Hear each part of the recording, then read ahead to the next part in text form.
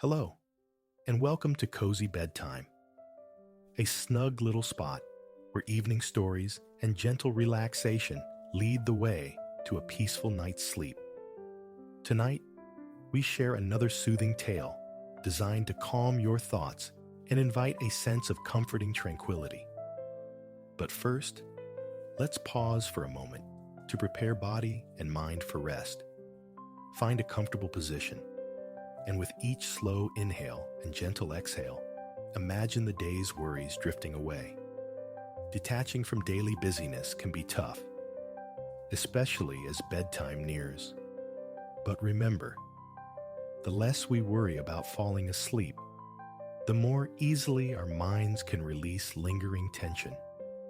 Allow the gentle rhythm of your breathing to wash away any leftover concerns, and let tonight's story guide you into deep relaxation. Now, settle in and let the warm, comforting atmosphere of cozy bedtime envelop you. Enjoy the story, and may your night be peaceful and restorative.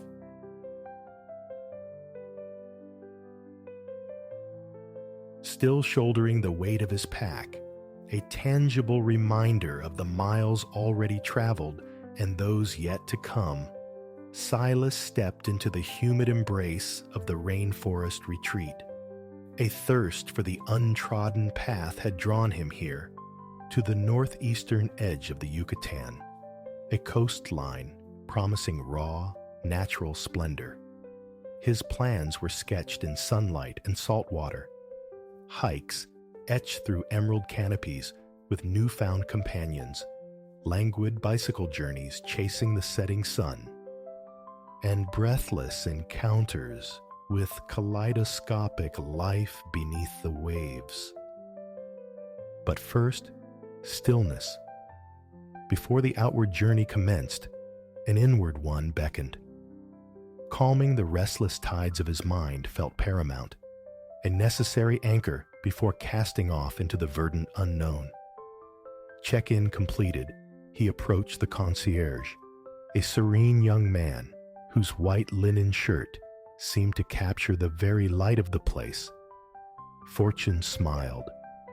The resort boasted a spa whispered about in reverent tones globally. Silas inquired, his voice tinged with hopeful anticipation about securing a treatment. "Allow me to arrange a water journey for you," the concierge offered, his smile genuine, reflecting the easy grace of the peninsula. A water journey. The phrase resonated within Silas, elemental, fluid, promising a delightful simplicity. He found himself recalling a whisper from Da Vinci. Simplicity is the ultimate sophistication. He accepted the earliest slot, a perfect interlude allowing him to locate his sanctuary, shed his traveler's skin, and settle his few possessions into this temporary haven. The concierge's instructions for this journey were precise. Comfortable swimwear beneath the plush white robe discovered waiting in his room. Unpacked and transformed, Silas navigated the pathways toward the spa. He passed through a towering glass portal, and instantly the air shifted, thick with the clarifying balm of eucalyptus. He drew it deep into his lungs, a soothing tide washing over him. His gaze swept the space. Walls whispered in muted earth tones, the floor beneath his feet a smooth expanse of stranded bamboo. Astonishingly, a small stream, artfully strewn with smooth stones, meandered directly through the reception area, its gentle burble over the rocks a liquid lullaby. Silas, no stranger to spas, felt an immediate sense of welcome here, more profound than any he'd previously encountered. Behind the reception desk stood a woman whose dark, intelligent eyes mirrored the deep chestnut sheen of her hair, pulled back in an immaculate bun. Clad in an elegant white uniform, she greeted Silas with a warmth that reached her eyes, introducing herself as Elena. She would be his guide on this aquatic pilgrimage. Elena presented a diminutive glass containing a pale green liquid offered on a polished silver tray. A room temperature infusion, she explained, specifically blended for profound relaxation. Silas sipped. Cool cucumber and bright mint danced on his palate, underscored by an elusive sweetness he couldn't quite name. He drained the tiny vessel, returning it to the tray. With another smile, Elena beckoned him forward. They proceeded down a quiet corridor, passing through an ornately carved wooden door. Along the way, Silas became aware of the ambient soundscape, not music precisely, but a curated symphony of nature. Delicate bird song interwoven with the soft, papery rustle of unseen leaves. The water journey commenced in a space bathed in soft, diffused light. Elena's voice dropped to a near whisper, though they were quite alone. His initiation, she murmured, would be in the sauna. From a nearby cabinet, she retrieved a misting bottle clearly labeled lemongrass water, then ushered Silas into a glass-walled enclosure. Inside, the air was alive with the clean, resinous perfume of cedarwood planks lining every surface. 3-tiered benches awaited. Silas selected the middle one. Elena unfurled a long white towel, draping it smoothly over the wood. He lay back, face upwards, surrendering to the moment. Gradually, the sauna's dry heat began to bloom against his bare skin. Inhaling slowly, deeply, he registered the warmth of the air entering his nostrils, a pleasant, enveloping sensation. He allowed his eyes to drift closed as Elena gently placed a cool, damp cloth over them. "A lemongrass mist?" she inquired softly. He smiled his assent, thanking her. She spritzed the fragrant vapor above him. It descended like a cool blessing, wonderfully refreshing, smelling divinely of sweet herbs tangled with bright, crisp citrus. Elena murmured she would return shortly, leaving the lemongrass mist within easy reach should he desire more. He lay suspended in the warmth, cocooned by the peaceful rainforest soundtrack, simply being. Later, a light tap on his arm roused him. Elena reappeared, asking how he felt. Words felt superfluous. His broad, utterly relaxed grin conveyed everything. Removing the cool compress, he found another tiny glass awaiting him on the silver tray. This liquid glowed orange. Tangerine ginger infused water, Elena informed him. Silas drank it down. The coolness, a delightful counterpoint to the sauna's heat, tracing a refreshing path down his throat and radiating outward through his body. He rose, and Elena retrieved the misting bottle. Aiming it before him, she released 2 puffs of the fragrant spray. Instinctively, Silas walked through the ephemeral lemongrass cloud, inhaling its bright scent again, feeling a surprising surge of pure happiness. Elena then gestured for him to follow her onward. The next chamber was a mosaic marvel. Tiny, coin-sized tiles in iridescent light blue coated every surface: floor, walls, ceiling, even the integrated bench seating. Centered in the room stood a large glass bowl, brimming with ice, perched atop a simple pedestal. Silas took a seat as Elena unfolded a small, damp cotton cloth. Placing it beside him, she scooped a handful of glistening ice shards. Gently, she centered the ice on the cloth, then gathered the corners, twisting the top securely. The resulting bundle reminded Silas fleetingly of foil-wrapped chocolates. As if plucking the thought from his mind, Elena softly called it an ice kiss.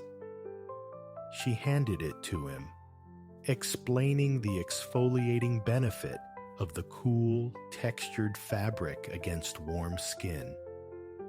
She would, she whispered, be back in a little while. Silas pressed the ice kiss to his shoulder, gliding it slowly down his arm to his wrist. His skin, still radiating warmth from the sauna, tingled rather than recoiled.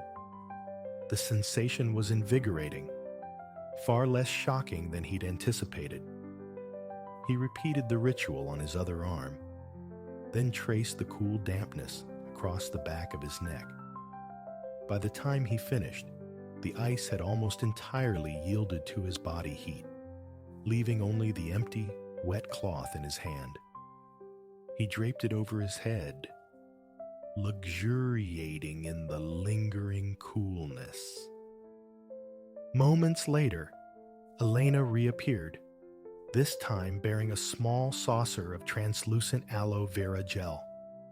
She encouraged Silas to apply it liberally, which he did, smoothing the cool, slick gel over his arms and neck with both hands. Its silky texture provided a lovely contrast to the slight roughness of the ice kiss cloth. After granting him a few more moments of solitude, Elena returned, silver tray in hand. The liquid this time was a deep, luscious red. "Strawberry cinnamon water," she announced. A combination Silas had never encountered. He drank it eagerly, deciding instantly it was his favorite thus far. Now, the steam room awaited. This phase of the journey incorporated a special treatment for his face. Elena presented a small jar containing a light brown clay. Using expressive gestures, she mimicked dipping her fingers into the jar and smoothing the substance onto her own face. Taking the cue, Silas scooped out a measure of the cool clay, applying it to his forehead, cheeks, and chin. It carried a surprisingly fruity aroma. "Pomegranate," Elena explained softly, "rich in antioxidants, hence the fragrance." It was blended with sea kelp, lending it the distinctive pale brown hue. As the mask began to settle onto his skin, Silas wondered, "Why haven't I done this before?" He could almost feel his skin sighing, softening beneath the application. The steam room was a realm of deep twilight. Its layout mirrored the ice room, but here the coin-sized tiles were a profound navy blue, and the ceiling twinkled with tiny embedded lights, a miniature constellation. The temperature rivaled the saunas, yet the quality of heat was utterly different. Where the sauna was arid, the steam room was densely humid. Elena spread a fresh white towel over a tiled chaise lounge. Silas reclined onto it, closing his eyes once more. Next, Elena placed cool cucumber slices over his eyelids, whispering that she would retrieve him in a few minutes. He used the time for deeper reflection, allowing his mind to empty further. The face mask began to tingle, subtly, pleasantly. It felt good, he mused, truly pampered, breathing in the gentle, warm vapor that swirled around him. Elena soon materialized through the mist, bearing the ubiquitous silver tray and another small glass. Pink this time, a delicious hibiscus lemonade. Once Silas had relinquished the empty glass, Elena beckoned him onward. They entered a room tiled entirely in pristine white. High above, spaced several feet apart, hung two large rainfall shower heads, each accompanied by a dangling beaded metal chain. The shower on the left, Elena explained, offered an invigorating cool cascade, while the one on the right promised warm, toasty comfort. He needn't choose, she assured him. He could, and indeed should, experience both. The cool shower proved perfect for rinsing away the aloe vera and the now dry facial mask, while the warm shower enveloped him in pure solace. It was so comforting, in fact, that Silas lingered, savoring the penetrating heat. There was no sense of hurry. Elena waited patiently outside until he signaled his readiness. Post-shower, Elena offered a small glass of fragrant peach tea alongside a soft, yielding cranberry orange cookie. He popped the cookie into his mouth, consuming it in a single, delightful bite. Its concentrated burst of flavor was astonishing for its size, sparking a fleeting, warm memory of his grandmother's holiday baking. He grinned, a childlike pleasure surfacing. Elena smiled back, once again indicating he should follow her to a new area. This, she implied, was the penultimate chamber, and the smallest they'd visited. Yet, it seemed to synthesize the best elements of the preceding rooms. The floor glowed with the warm hue of cedar, recalling the sauna.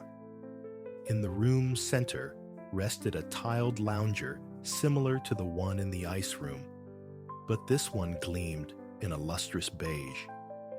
The ceiling held a scattering of twinkling starlights, echoing the steam room, and the ambient temperature felt utterly perfect. Elena placed a dry towel upon the lounger. This chaise, Silas noted, possessed a subtly different contour. Designed, Elena explained, with zero-gravity principles in mind, intended to alleviate pressure points, particularly in the lower back. Knowing the ritual now, Silas lay down. Instantly, he felt a pleasant, pervasive warmth radiating upwards. The tiles themselves were heated. Elena gently placed a delicate lavender-filled pillow across his eyes, and then, for a few blissful minutes, administered a gentle scalp massage. Finally, she draped a light, soft blanket over him, murmuring she would return later. In this cocoon of warmth and scent, Silas felt his body surrender into an even deeper state of relaxation. He rested his hands just below his chest, fingers loosely interlaced, melting into the lounger's embrace. A peculiar paradox emerged. He felt simultaneously heavy, anchored, yet ethereally light, almost buoyant. For the first time in recent memory, his mind achieved a state of true quietude. There was only tranquility, an imagined landscape of profound peace. Grateful for an empty evening schedule, Silas allowed himself to fully inhabit the moment, savoring this profound solitude. He wished it could stretch indefinitely. Lying quiescent, his only activity was the simple, profound act of breathing, in and out. Every muscle fiber felt slack, liberated. Even his toes were utterly relaxed. As minutes drifted by, he experienced a progressive sense of release, a detachment from the rhythms and demands of his everyday existence, sinking ever more deeply into the lounger's supportive curve. He drew a full, conscious breath, feeling the expansion through his chest and abdomen, acutely aware of the rise and fall, the body's quiet tide. The subtle soundtrack of chirps and rustles persisted, a gentle counterpoint to the perfect stillness within his mind. He descended further into relaxation, reaching a depth previously unknown. Sleep hovered close, a welcoming shore at the edge of his awareness. Yet somehow, he didn't succumb entirely. He floated instead in that liminal space, a cozy hibernation balanced on the cusp of wakefulness. He welcomed this dreamy daze, embraced it. Outside his cocoon, the birds continued their discourse, the leaves whispered secrets. He focused on these sounds, on the rhythm of his breath, on the gentle fragrance of lavender pressing lightly on his eyes. No thoughts intruded, only serenity. His chest rose with another slow, deliberate breath, then fell. He lay in perfect stillness, suffused with a calm happiness, cherishing this moment where the only requirement was to breathe, in and out. Eventually, Elena's quiet presence filled the doorway. A soft touch on his shoulder, her voice inquiring if he was awake. 2 minutes more, he thought, and sleep would have claimed him fully. He grinned, the simple act awakening the muscles in his face, signaling his readiness for the journey's conclusion. With one hand, Elena lifted the lavender eye pillow. In her other, predictably, rested the silver tray. This time, it held a small ceramic cup, emitting the delicate steam of green tea, nestled beside a granola square generously coated in dark chocolate. She offered them as she explained they were approaching the final room. Silas nodded, savoring the earthy tea and the rich, textured square. Delicious, once again. En route to this last destination, Elena described it vividly. It housed multiple pools, and this final stage, she revealed, came with no time limit. Silas's eyes widened slightly at this news. He could linger for the rest of the day, should he wish. Entering the final chamber, Silas beheld 3 distinct pools, shimmering invitingly. Each possessed a unique character, differing in temperature, shape, and aquatic features. With a playful twinkle in her eye, Elena likened them to a familiar fairy tale. Seeing Silas's curiosity piqued, she elaborated, "Some find the plunge pool too cold. The whirlpool, for others, is too hot. But the last pool," she gestured towards a serene expanse featuring a gentle waterfall and integrated back massage jets, "is often found to be just right." He was free to sample all 3, or settle into 1 or 2. The choice was entirely his. Silas surveyed his options. The allure of just right was undeniable. He decided he would begin there, and perhaps, if it lived up to its promise, end there too. Elena smiled and quietly withdrew, leaving him to his solitude.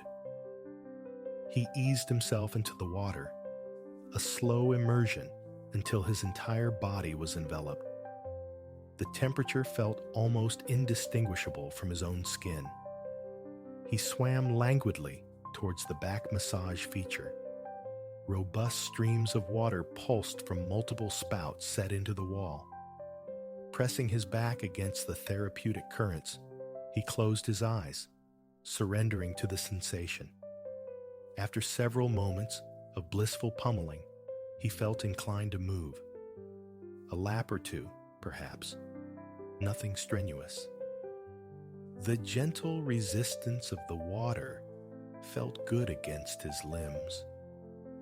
A calming reminder to slow down. Not just here, in this pool, but in the broader currents of life. He turned onto his back, floating effortlessly. With his ears submerged, the ambient rainforest sounds faded, replaced by the intimate rhythm of his own breathing. In and out, he drifted lazily, sculling gently with his hands and feet in the perfectly tempered water, appreciating the profound solitude. No one else was present. The entire space was his. It truly was just right. Echoing the simple wisdom of the old tale, a reminder perhaps that equilibrium is the key. As he floated, suspended between water and air, he remained acutely aware of his relaxed, even breath. In and out. In and out. And in that suspended moment, Silas knew he had discovered something more profound than mere peace and tranquility. He had found a resonance, a perfect equilibrium between mind and body. Floating peacefully, a slow smile spread across his face at the realization. His Yucatan explorations had barely commenced, yet he had already unearthed a precious insight, a sense of balance he knew would remain with him long after the scent of eucalyptus and lemongrass had faded. December's 13th dawn found Ilara surfacing from sleep with ease, though the world beyond the frosted filigree of her window remained draped in velvet black. She slipped from the cocoon of her bed, smoothing the plump, feather-stuffed eiderdown, her bare feet finding solace in warm woolen slippers lined with sheepskin. A deep inhalation drew in the room's aromatic tapestry, saffron and raisin, the yeasty promise of baking dough, the dark comfort of brewing coffee.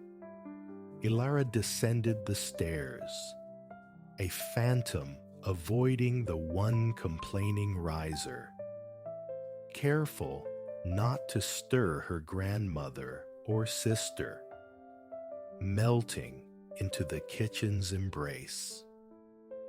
Anya, her mother, moved already within the brightly painted space. As Ilara entered, Anya withdrew a tray of golden lucicatter from the oven's heat, their saffron glow punctuated by plump raisins, the sudden steam painting opaque clouds upon the window panes. Victor, her father, presided over the stove, coaxing life into the day's first coffee, a potent, dark brew he always savored before heading to the forge, where hammer met anvil. In a cradle tucked away, Caspian, Ilara's infant brother, offered soft, contented gurgles to the morning. A bundle of birch twigs lay sentinel on the kitchen table beside the Advent wreath, while a paper star shimmered in the window, a harbinger of the fast-approaching Christmas tide. Both Anya and Victor turned, smiles blooming as Ilara appeared. This day held significance for all of Vastiana, indeed, all of Sweden. Yet for Ilara, it possessed an extra luminescence. Today, she bore the honor of embodying St. Lucia in the evening's procession. More, Sophia materialized in the kitchen doorway, her own smile mirroring the others.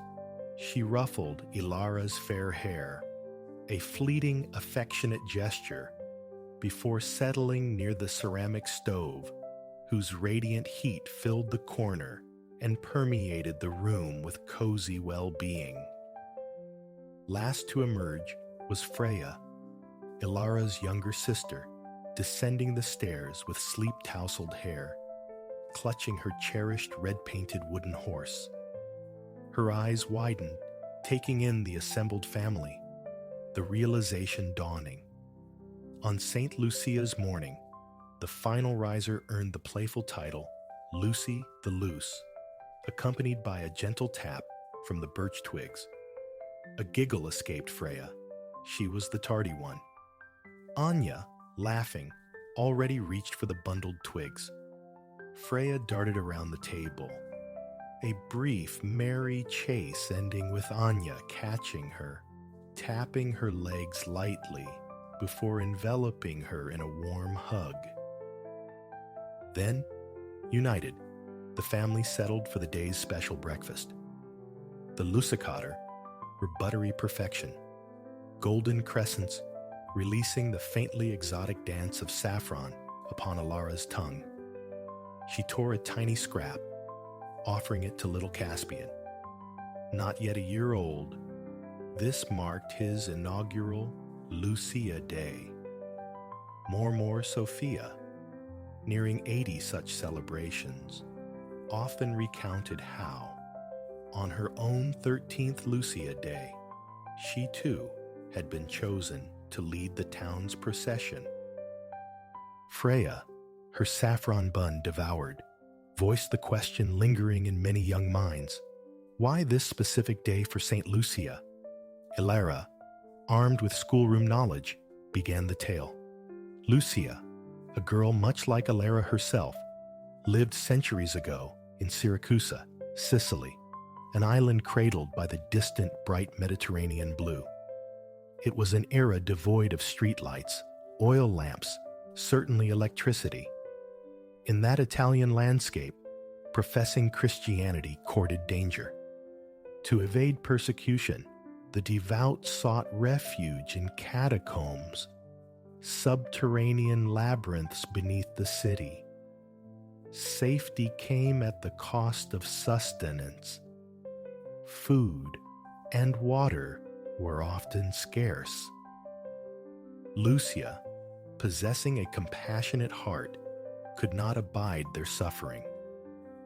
Filling her apron and pockets with provisions, she navigated the catacombs under night's cloak. Her hands needed to be free for distribution, precluding the carrying of a candle through the oppressive darkness. Instead, she fashioned a wreath of fragrant laurel for her head, securing within it 4 candles. Their combined light carved a path through the tunnels.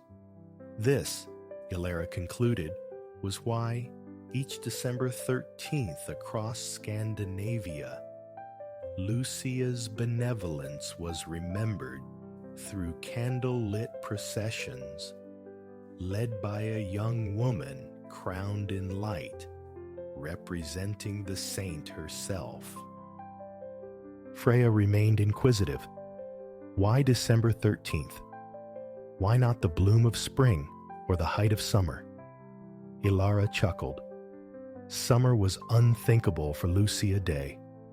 Summer belonged to midsummer revels, picnics under the midnight sun, dances around maypoles adorned with flowers. Yet considering further, she admitted uncertainty about the December timing. In bygone times, more Sophia interjected, her voice imbued with history. These protracted December days tested our people sorely. The cold bit deep, and lean harvests meant scarcity. Superstition whispered of malevolent spirits roaming the midwinter nights. Light, she explained, was the antidote. Light repelled the spectral fears. Light offered solace. Even in famine years, a night of luminous song and dance could momentarily silence rumbling bellies. Soon, more Sophia assured them, the year would pivot. The oppressive darkness would gradually yield. But for these few nights, winter held Sweden fast, making it the perfect time to celebrate St. Lucia, the Lightbringer, Ilara, Mormor Sophia finished, her gaze steady. You have a vital task tonight, to bestow cheer and warmth, to illuminate the year's deepest shadow. First, however, Anya reminded them, came school. Bundled in their warmest attire, Ilara and Freya strapped on heavy snowshoes and ventured into the winter morning. Darkness still reigned, though the sky reluctantly softened towards a pale, bruised gray. Relief washed over Ilara upon reaching the red wooden schoolhouse and stepping into its welcoming warmth. A festive undercurrent pulsed through the school today. Ilara's classroom chalkboard displayed the usual academic rigors, grammatical rules, the geometry of triangles, but they were mere scenery. Not even Fru Lindgren, the teacher, paid them heed. The day belonged entirely to preparations for the evening spectacle. A hum of purposeful activity filled the air as costumes took shape. Ilara began weaving her crown, using pliant branches from the lingonberry bush thriving in the schoolyard.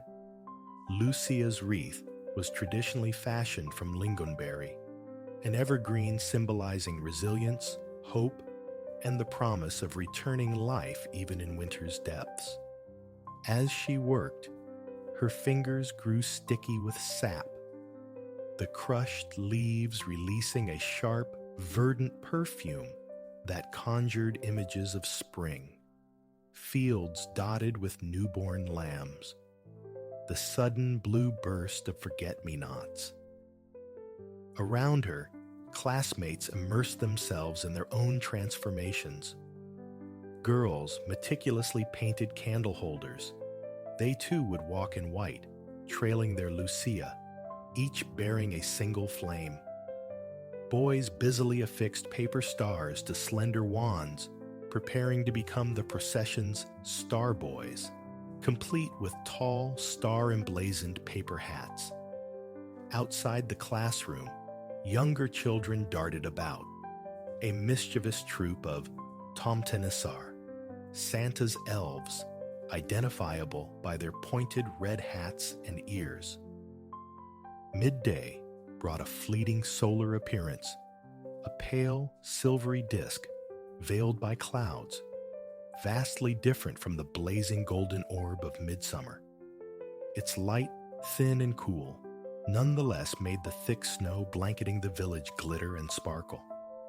Yet by school's end, this weak sun had already dipped low, surrendering the world to encroaching darkness. Night had fully descended by the time Ilara and Freya reached home, but their small cottage glowed, the kitchen warm and brightly lit.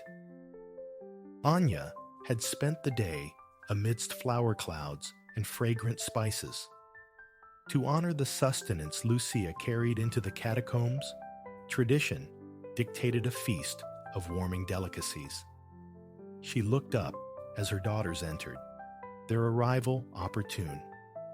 Extra hands were needed to roll out the dough for pepper kakor, the crisp, spiced gingerbread biscuits destined for post-procession enjoyment. Handing Ilara a rolling pin, they worked together, coaxing the aromatic dough into a thin, even sheet that colonized the entire kitchen table. Then came Freya's turn, entrusted with a star-shaped cutter. Brow furrowed in concentration, she meticulously punched out cookie after cookie, arranging them on a baking tray. With the pepper kakor nestled in the oven, Freya took up a wooden spoon, diligently stirring meatballs simmering in creamy gravy on the stove. Meanwhile, Ilara and Anya turned their attention to the Veticrons, The dough, having proofed all day in a warm corner, was gently stretched and unfurled into a delicate sheet. With practiced hands, they burnished it with butter, dusted it with sugar, and scattered fragrant cinnamon and cardamom across its surface. Rolling it tightly, they joined the ends to form a ring. Anya's sharp knife made neat incisions, then twisted and pulled sections away from the center, transforming the simple ring into an ornate, edible crown. The ginger snaps emerged, crisp and fragrant, making way for the pastry crown. Alara blew on a warm snap, cooling it enough to nibble its buttery, crumbly edge. Delicious. Through the window, the sky deepened into a profound, velvety black. Stars emerged one by one, silver pinpricks scattered across night's heavy fabric. The wall clock indicated 6:30. The time had come. Caspian, the baby, was swaddled warmly in woolen layers, his tiny hands and feet encased in sheepskin. Freya donned her best wool coat, her pointed red elf hat held ready. Alara splashed her face at the basin, scrubbed behind her ears with soap, and brushed her hair until it gleamed like spun gold. Reverently, she slipped into the pristine white gown Anya had sewn over weeks, a garment more beautiful than any she had ever worn. It fastened down the front, with dozens of tiny pearlescent buttons, its hems and sleeves intricately embroidered with white foliage and blossoms. Anya helped tie a vibrant crimson sash around her waist. The procession commenced at the schoolhouse, destined to meander through the town's narrow cobblestone arteries before culminating at the town hall. The classroom buzzed, crowded with children adjusting pointed ears or star-adorned hats. The girls from Ilara's class stood radiant in white, though only Alara wore the distinguishing red sash.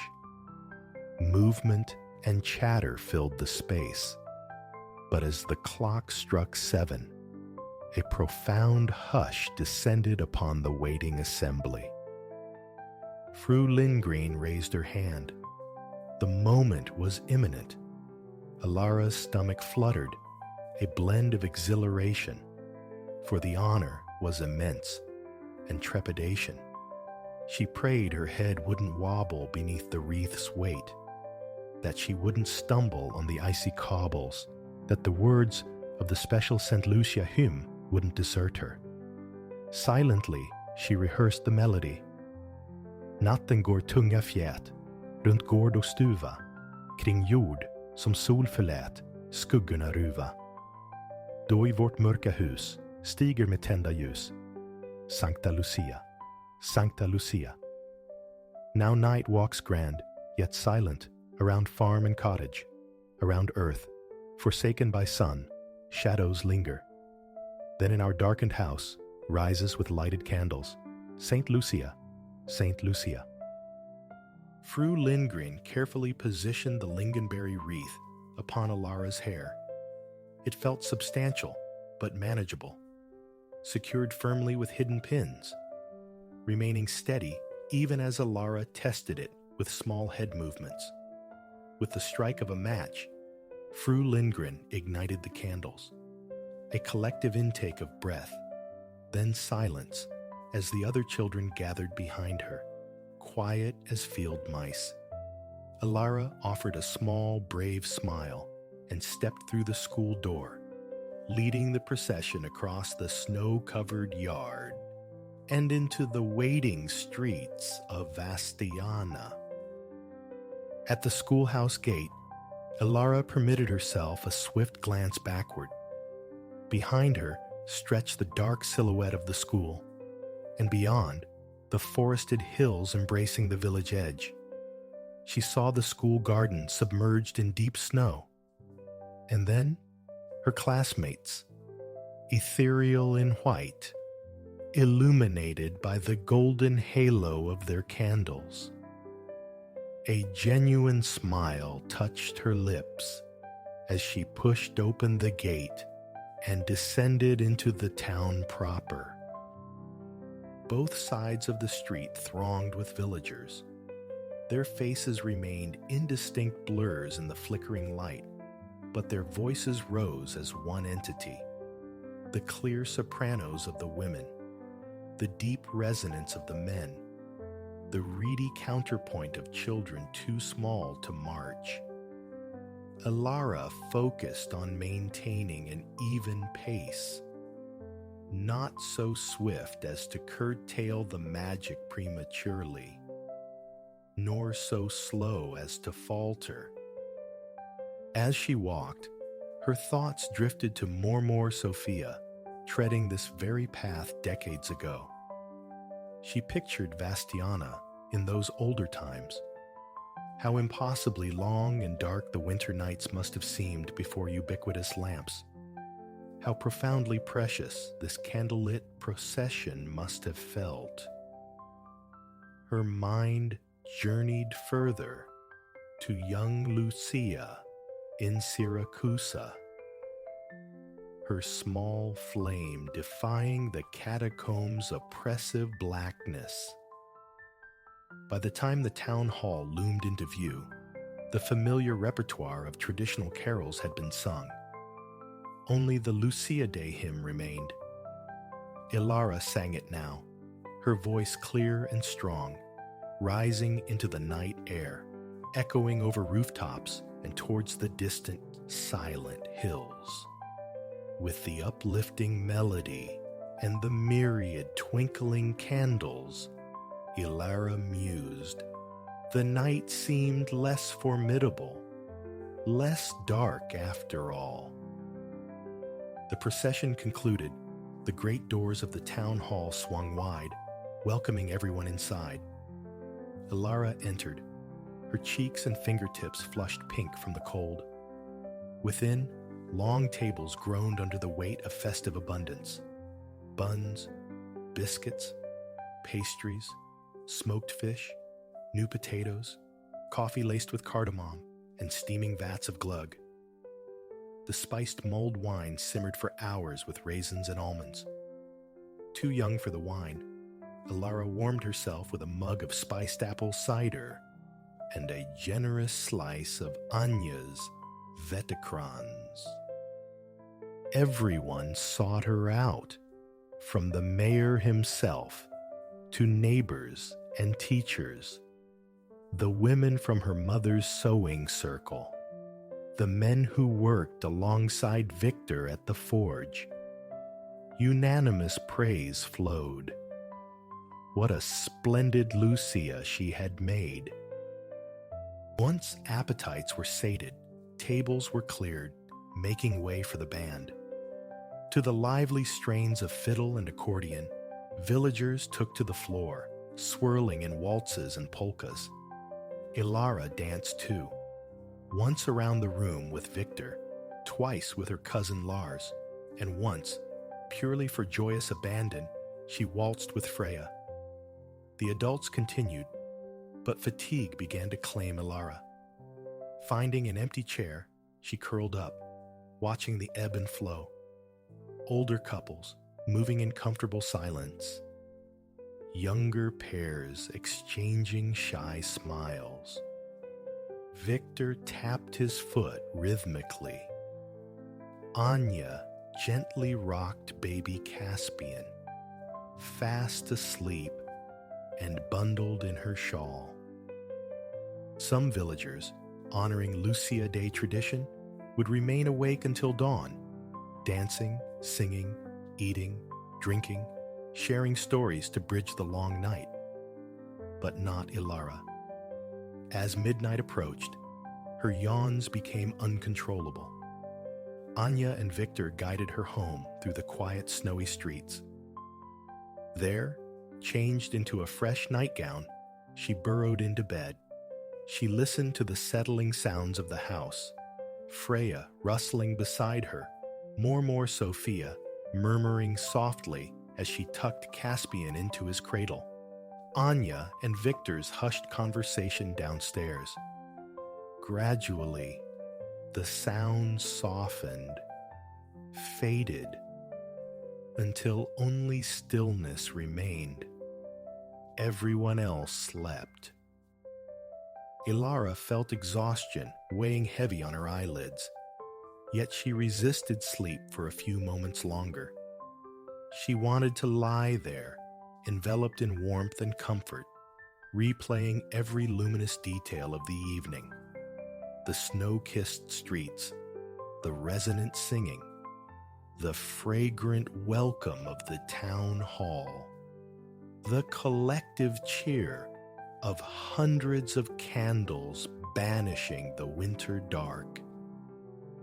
The year's longest nights were upon them now, but soon, incrementally, imperceptibly at first, the darkness would begin its retreat.